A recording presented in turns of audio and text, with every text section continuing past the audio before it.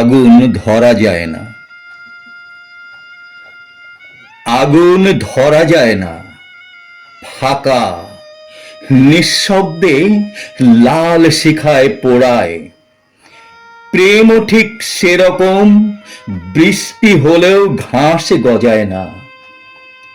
তুমি বীজ ফেলে সেই যে চলে গেলে, আর আসনি, আমি মাটি হয়ে রইলাম। বিচ্ছেদ কোনো বিশেষ ঘটনা না, সেটি একটি ক্ষয়। ধীরে ধীরে প্রতিদিন একটু একটু করে মানুষ মরে যায়। তারপর নীরবতা আসে, সে কোনো শব্দ করে না, শুধু ঘরের সব আসবাবের উপর ধুলোর মতো জমতে থাকে তার স্মৃতিচিহ্নগুলো। আমি মুছি না, কারণ মুছলে এই মন বলবে এখানে কেউ ছিল না।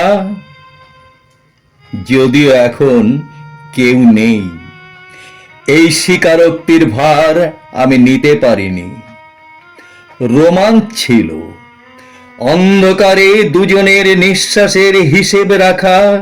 এখন সেই হিসেবেও ভুল হয়। অনেক ঘুরেছি, শহর, দেশ, মানুষ, বিছানা।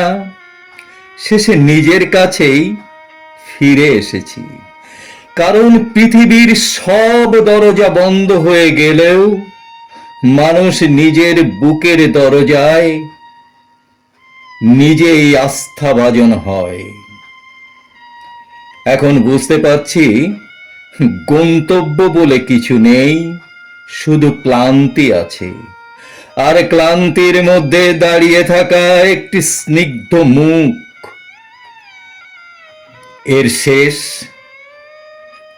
ভালোবাসায় শেষ বলে কিছু নেই।